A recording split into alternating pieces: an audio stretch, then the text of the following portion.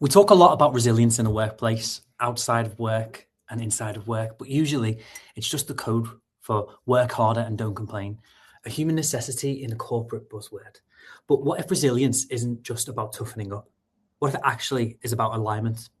Today, I'm sitting down with my business partner at IGHR, Jennie Detheridge. Jennie is a HR consultant and a coach who looks at work through a different lens, and that's the Japanese concept of Ikigai. If you've ever felt like you are running on empty, or you're a leader wondering why your team is burnt out despite all of the perks, this conversation might be for you.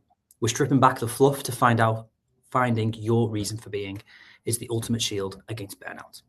Welcome to episode 1 of Conversation with Colleagues, using Ikigai to build resilience. Grab a cuppa. This is Jennie's story. Hi, Jennie. How are you doing? Hi, Dan. I'm good, thank you. How are you? I'm good. Are you ready to have a deep dive conversation? I think I am. I'm excited. Well, you know, this one today is very special for me because I've pulled up a chair with my one and only business partner. So it can be very strange sometimes to feel like it's a formal conversation, but it's not as well. It's just other people listening into us. No, I'm looking forward to it. You get to interview me. I'm ready for it, as long as you are. So we spend our days helping other people build better workplaces. But I just want to kind of like take you back a little bit. Can you tell me what your very first day in the world of HR was like? You know what? I actually really hated my first day in HR. I think I just finished uni and I wasn't entirely sure what it was that I wanted to do, and this job had come up. It was a temporary contract working for a big facilities management company. And I got there on my first day, and my first job was to always go and sit in a cupboard and stuff envelopes all day long, which is not kind of what I'd envisioned. I think like my view of the corporate world was suits and heels and being a proper like boss. And I got there and they literally kind of gave me a pile of letters, which I think may have been invites to redundancy consultations. And I just sat there and packed these letters all day. And I was like, oh, not ideal. You're like, what have I got myself in for? Literally, yeah. I didn't last too long in that job, to be honest. I left pretty quickly after that, but stayed in HR. Oh, good. Well, I'm glad, because that's what brought us here today. No, it's funny you say that, because it's very similar to me, where my first proper HR job, as I like to call it, is I started in a manufacturing company. I sat down, met the management team, there was a larger HR team as well. And they were like, right, okay, so we have brought you in on this fixed term contract because we're going to make 800 redundancies and you're in charge of it. And I was like, I've never spoken to a union in my life. What is a redundancy? And I think that's it, isn't it? Your first day. Well, it probably wasn't for you, but the first day for me in HR was my first day in like the world of work ever. Like I'd never really been in an office environment. I'd had jobs in like hospitality for my whole kind of student life. So like to then be working in an office, it just wasn't what it's like painted out to be on the telly and things like that, and how you imagine it to be. So it was definitely a shock. Definitely. For me, the corporate world was very much either The Office, the TV show, or Suits, the TV show. And obviously the complete juxtaposition from each other, and it's probably like, more like The Office, isn't it, in real life? Exactly. Well, that brings us very nicely onto talking about the company IGHR, which our little baby, but the IG at the start of it stands for that special word that we mentioned at the start, Ikigai. Can you tell us why Ikigai, or what brought Ikigai into your life to be like, right, okay, this is our company name now? Yeah, so it was lockdown actually, and I think like a lot of people, like lockdown gave me a lot of time to reflect. And the book Ikigai, I don't know how I managed to get hold of it. I think someone had given it to me as a present. It was the first kind of self-development book that I'd ever read, and if you've not kind of read the book or you've heard of the concept, it talks a lot in that book around kind of finding your purpose, and also kind of how to live a really happy and healthy life. It's really interesting. But basically from that book, I decided to create a coaching page on Instagram supporting people who were either on furlough or struggling with their careers in lockdown. So it was a bit of an alias, really. I think I called myself Ikigai career coaching at the time. And then when the time came for the business, the HR freelancing that I was doing to become kind of a business, Luke, shout out to Luke Whitehill, said you need a business name, and that was the first thing that came to mind was Ikigai HR Consulting. And another shout out to Scott Hackett, who said you can't call your business Ikigai, people won't be able to remember it very well. So that's where IG came from. But it wasn't until me and you started partnering together where we really realized how much value the Ikigai part had in terms of the work that we did and how applicable that is to building really high performing, happy teams as well. Of course. And I get it all the time when I have conversations with people and they go, what's IG HR? Is IG Jules? And I'm like, yeah, my name's Ian and Jenny's name's really Gail and we are Gail HR. There you go. All the Ian and Gail's out there though. Alter egos. It was it's funny that you said like people finding the purpose. That was a perfect time when everyone was on furlough, the world was on lockdown. Everyone was questioning themselves like, oh no, what am I going to do in life? And it's very fitting, isn't it? It really is. I don't know. It was one of them, wasn't it? I think like everyone went quite deep in lockdown. Like that's I suppose the good and the bad of having all that time to yourself. There's too much time on the hands. I think I completed Netflix. I think I did all the ultra marathons that I needed to do, no more than 5K. But in my mind, I ran ultra marathons. We did some weird stuff. We did.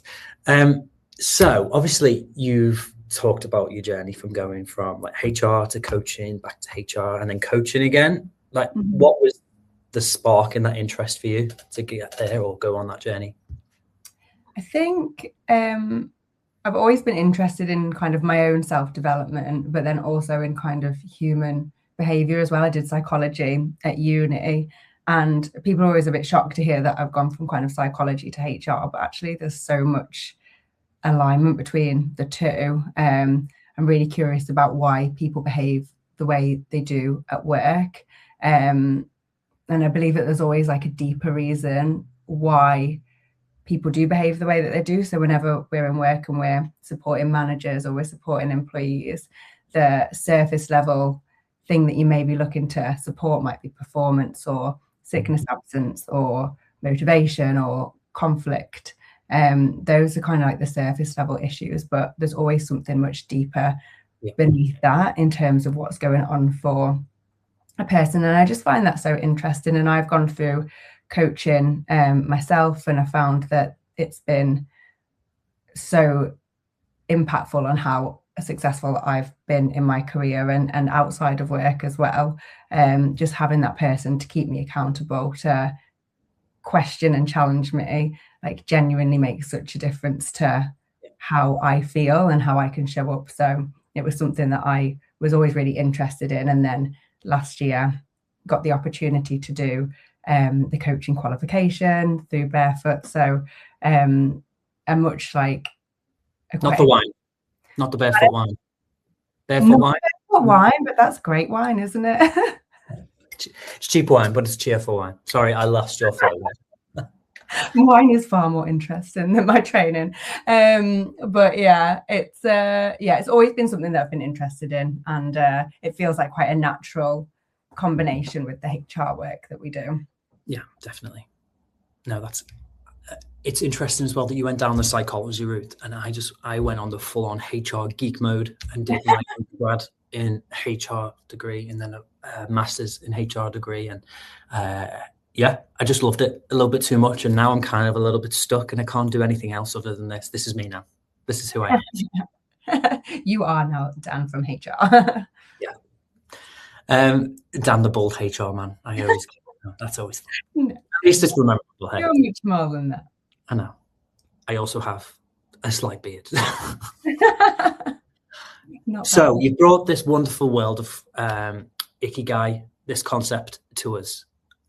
It's a beautiful word, beautiful philosophy. Obviously, it comes from Japanese roots. But how do we make it beautiful on a cold, dark Monday morning when you're not feeling like so motivated, especially with this sporadic British weather that we've got? What do you feel? How do you make it more than just a word? Yeah, it's funny actually that you said that. Like, again, go back to the book, it talks about these blue zones, which are areas of the world where people tend to live the longest and have the most longevity, so they're happy and kind of healthy until they reach like 100. All those zones are sunny places, and I genuinely think that that has a lot to do with it. So maybe we're doomed living in England in this weather, but I think the whole concept of Ikigai is like feeling like you just want to get out of bed in the morning. You've got something to get up for, and whilst you may not always feel excited to get up on a Monday, like you still do, hopefully get up eventually, and go out there and you know, do all the things that bring you joy, even the small things. So yeah, it's that really, I think, is just simply kind of what inspires you to get up each day. Yeah, well, that's good. It's nice to see that it's not all, you know, all about that sunshine, the Venn diagrams, the models. That's cool. There's actually a bit more concept to the messy reality that we live in, I guess. So it ties a lot to resilience, and obviously that is our topic of conversation today. So why do you think resilience is so important to individuals?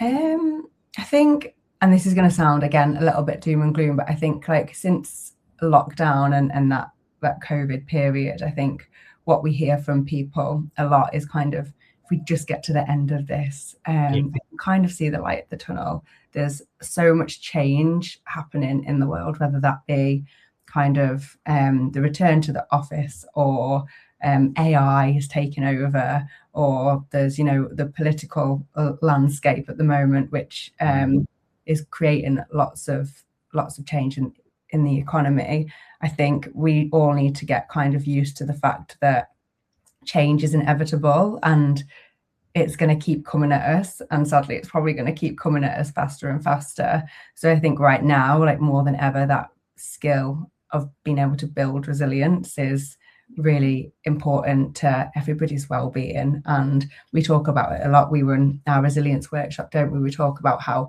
you know, everyone's not starting from the same place. Everybody's got different things going on outside of work. Everybody has you know, has had a different upbringing and perhaps got other things that might impact on their daily resilience, but still something that if we want to, we can start to train and hopefully build that. And I think when we talk about work, like we all spend, well, the majority of us spend the most time at work. If work can support us to build that resilience in some way, then I think that's going to have benefits to people both in and out of work. Yeah, definitely. And for those who don't know, you are the one that bounces back my resilience and helps me make sure that I don't go crazy, because, you know, bam, bam, bam, bam, bam is the one. But we're the same, aren't we? And I think that's it, like that connection and having like people in your corner is one of the major things that kind of helps people bounce back, is just having someone to be like, it's okay. Whenever we're having our spirals or meltdowns over something, like we know that we've got each other's back, don't we? Yeah, definitely. And that's hard for some people to find, but no, we've got it. So we've spoke about, obviously, Ikigai, spoke about resilience. Talk to me a little bit more about like the concept of Ikigai in terms of like the 4 pillars. What can somebody do to interpret those if they're feeling a bit unstuck? What are those pillars for those who don't know as well? Yeah, so there's 4 pillars, and if you Google kind of Ikigai, it will always be these 4 pillars that show up. So essentially it's a Venn diagram, and it's got like the 4 circles, and there's a bit in the middle, and the bit in the middle is your Ikigai, your Ikigai. And it's the central point of what you as an individual love to do, what you're good at doing, what the world needs, and also what you can be paid for.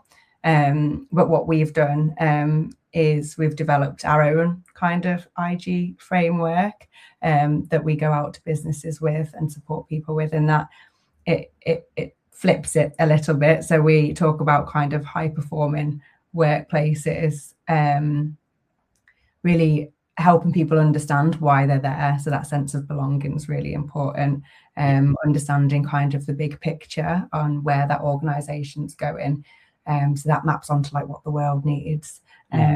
We encourage them to kind of support people to identify their strengths and use them daily and kind of get rewarded for kind of the great work that they're doing. Really important that people get paid and rewarded fairly. That's really key to kind of building that high performing team. And then that also kind of that well-being element supported, so people feel like they can thrive both inside and outside of work. So yeah, there's those 4 pillars, and I think you can interpret them how you want to. You don't necessarily have to use the pillars that are kind of directed by, oh dear, by Ikigai. Sorry, can you edit that out? And yeah, so it's kind of using it to how it works for you, really, whether you're an individual or an organization trying to build a high performing team. Yeah, definitely. And I think there's that element of fairness there that you mentioned about what is fair. Obviously, the Fair Work Agency is coming in to place from the 6th of April. So it will be very interesting to kind of see if Ikigai crops up intentionally, unintentionally in some people's plans, but hopefully one step ahead with all of that as well, because building great places to work obviously allow people to thrive and reach their Ikigai. But obviously prior to the 6th of April, is that a luxury for people having Ikigai? Can everyone have Ikigai? Is it something you have to pay for? What are your thoughts on that? I'm curious what you think. Now, I think everyone can have it. It's just about having that moment of self-reflection. I think because it's more of a coaching tool, it's not therapy. And I think that's where some people maybe blur the lines between, if I get a coach, it's basically like I'm getting a therapist, but it's not at all. They can work very well in tandem together, but it's just, that's a qualified professional and that's another qualified professional. So having the two, you can have them in tandem, that's fine. And that's probably where people get that idea of, I must need a coach in order to get Ikigai. But there are tools that exist that people can do that self-reflection, even if they just write it down in a journal, or even if they just have a moment of reflection and just think about it. Am I doing what I'm passionate about? Am I doing what I love? Am I even good at it? Does the world need it? You know, yeah, you can have those quick conversations in your head. But some people may want to unpack that a lot more. Yeah, I reckon so. And I think people get really hung up on the what I can be paid for element. Yeah. And I genuinely think that your Ikigai might not be something that you can be paid for, but you may need something in your life that provides you with pay so that you can find that Ikigai. Yeah. So it's how you perceive that element of it. But I genuinely think that for everybody, no matter how big or small it might be, like, you can find that one thing that you really care about and what matters most for you. And then it's how you kind of build your life around that, essentially. And there's a lot of self-reflection that comes in it. You can't get there. You can't reach your Ikigai or your pinnacle point if you don't have that self-reflection moment. I keep saying self-reflection, but it's that looking at a mirror aspect. And some people may not like that. And that's why it can come across as difficult. Some people may need a coach in order to help get there along the way. But it's that reality of some people don't like what's in front of them. So that's probably where the lines may slightly blur, I guess. But I wanted to make sure that we're leaving on a high rather than negative in that respect. So I'm going to see if there's any sort of tools that we can pull from you in order to share with listeners. So we've talked about theory. We've talked about the Monday morning. We've talked about it kind of like beyond that element. But what do you think organizations can do to help people reach their Ikigai if they can't get a coach, or they can't, they don't have a budget in order to just be able to invest that time, energy? Yeah, that's a really good point. And I think, well, you touched on it there a little bit. I think with whether it's Ikigai or resilience or or even leadership, like it's all an inside job. And I think the more that we can become self-aware, the more that we can show up in the best way for ourselves and for our teams. But in terms of those like small things, what organizations can do, I think there's probably 4 things really. There's like that, the key part is kind of giving people clarity. Like, I think that's what we find teams and individuals crave the most in the workplace, is they just want to know what is expected by them. Like, what do they need to do each day? And do they have the support to do that? Is their manager available to provide training, coaching, support them through kind of a challenge? Do they have that? And are they safe to kind of say when they're struggling? Yeah. Do they have someone that they can turn to if things are difficult? And then as well as kind of that, I suppose from the top down, it's really modeling that way of being. So modeling a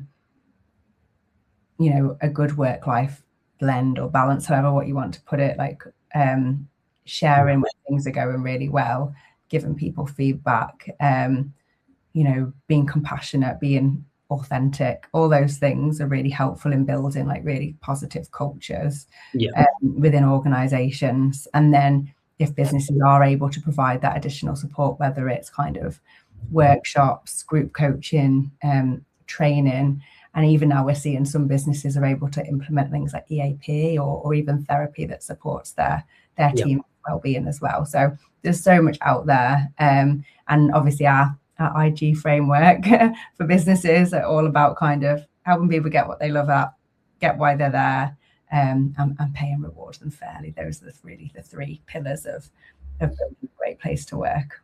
Yeah, definitely. Do you think that it's something that organizations could demand from their employees to be resilient through this lens of perfection? Or I don't know if it demands the right word. And I think, as we said, it's that inside job. If somebody doesn't want to do that work, to do the reflection, to make those changes, we can't expect somebody to do that. But what we can do is create an environment where people feel like they are supported and they can thrive. And I think the key thing is they can do that both in and out of work as well, not just in work. Definitely. Do you think we've spoke about obviously what we think organizations could do? What have you seen that organizations have done wrong or just not got right with resilience or with the teams? Probably so many things. And I think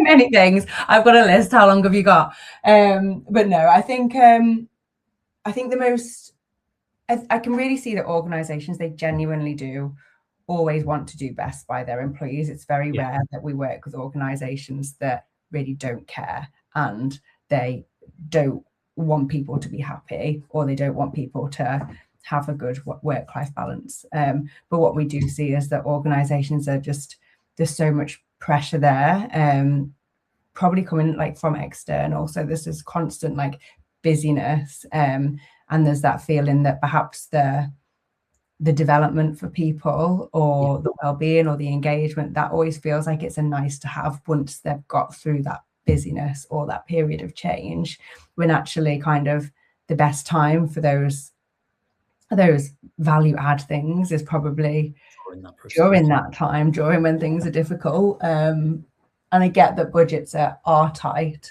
but the cost of losing people because they're either not happy, they're not engaged, or they're burnt out is far, far higher than doing things in the moment to kind of support people, and support their development, support their well-being, and promote like engagement.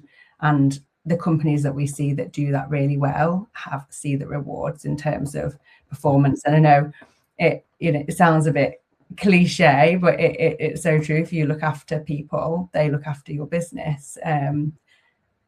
and it almost feels like it's too simple for it to be real, I think, some of the time. And I get that businesses are so busy, and I've also worked in businesses where, you know, they try to implement these initiatives and people don't take them up because they're too busy, and it's a bit chicken and egg, really. But I think, yeah, Well, they may not see the value in it themselves individually. Like, I know I've implemented so many EAPs into businesses and then they've just not landed, and it's probably because that fear or that understanding, to be fair, of like, what actually is this? Why is it here? What are you doing? Trying to do? Help me. You just pay me, and I just do my job, and that's it. And obviously, because there's a lot of, could be a culture thing, it could be a trust thing, but 9 times out of 10, everything can be solved with a conversation. Yeah. So if there is no budget, if there is no time, energy, or effort, then at least just have a conversation. Like you said, bring them in, let them understand the why, their expectations, what they need to be doing. And I think for me, well, that's the name of this podcast, have a conversation with your colleagues. And I think it goes a long way once you kind of understand somebody a little bit more in a not a forced conversation, but a conversation where you have to have. Some conversations may be difficult, and they're called difficult for a reason, because they're not super easy. But it can just be solved. Yeah. Or at least began the process by just having a conversation. Exactly. And I think people worry about having that conversation because they're fearful that they might be not get the answer they want, or they might not be able to provide the answer that they want. But just kind of trying to not deal with it and putting it in a corner is not going to help it. I think sometimes, conversation can be hard, and it's okay if that outcome isn't what's desired. But by having that conversation, someone can then make a decision on, if they've not got the answer that they've wanted, they can move on or do something else. And I think a lot of the time it just goes back to people just want to know as much as possible, and that's what builds the trust. And people have different thoughts, feelings, perceptions on things. So you're never going to make everybody happy in that respect. And someone's going to get a few feathers ruffled or be displeased, let's say, even if it's something so small and trivial, or it affects people in different ways, essentially. So just having the nous or the whereabouts that something may happen or trickle down, at least you can address it head on in first instance. And that's really kind of what matters most. Yeah. And I think it is like working in HR, like you do come to realize that you can never, ever please everybody, that you can do what you think is one of the best initiatives that you've ever come up with. And, you've got 90% of the people that think it's amazing. And you've got 10% that really, really hate it. And I think that's just the way that things will be. And I think as long as, things are communicated well, people understand the why behind why you're making decisions, then all you can do, really, isn't it? Definitely. But I don't want to be a Debbie Downer about everything. Yeah. But if there's somebody that's probably like listening to this or watching this on the video version, and they are like, "Oh, I'm interested in this resilience," like, what's one small thing that they can do? One small thing. I think I'm going to go off on a tangent here and probably share more than one thing, but I think a big thing is figure out what matters most to you. Figure out what makes you feel good, and that might come from, like you said, it could just be simple journaling. I have a notes page in my phone where I put things that genuinely make me feel really great that I can remind myself of, and normally they are kind of being with you at work or being with my friends or just little things. And then schedule time in. So get that scheduled time in for rest, schedule time in for fun, schedule time in for jobs that you really don't want to do. And I think like that's so helpful, is that kind of just getting the time in there. And this is something that I talked about in one of our recent resilience workshops, and I always feel quite sad talking about it, but I put in now every couple of weekends, is I have it in my calendar, like you probably need a day to chill. And I have it in the calendar as a commitment because it's so easy for your calendar to just fill up. The same for work. Sometimes I'll just have a day blocked out for client admin, just having it in the diary so that I know that when I get to it, I've got to do it and I've committed to it, and no one can kind of put time in for me. Obviously, if something urgent, whatever that means, crops up, I'll always consider it. But I think having time pre-planned is really helpful to kind of build in that resilience, building in buffer time, and supporting you to do the things that either you really want to do or really need to do as well.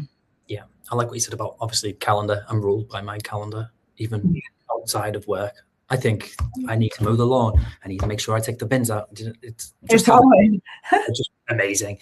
But yeah, so I like that point that you made there. Is there any, before we finish off, is there any shameless plugs that you'd like to share? Shameless plugs. I feel like we've been plugging away the whole time. I think anyone that's listening who genuinely just wants support, either on an individual basis or with their teams, like, we're on hand to offer kind of HR support. We do resilience workshops, and also one-to-one team and group coaching as well, supporting personal and professional development in work. Brilliant. And then if anybody wants to find you outside of this, how do they do so?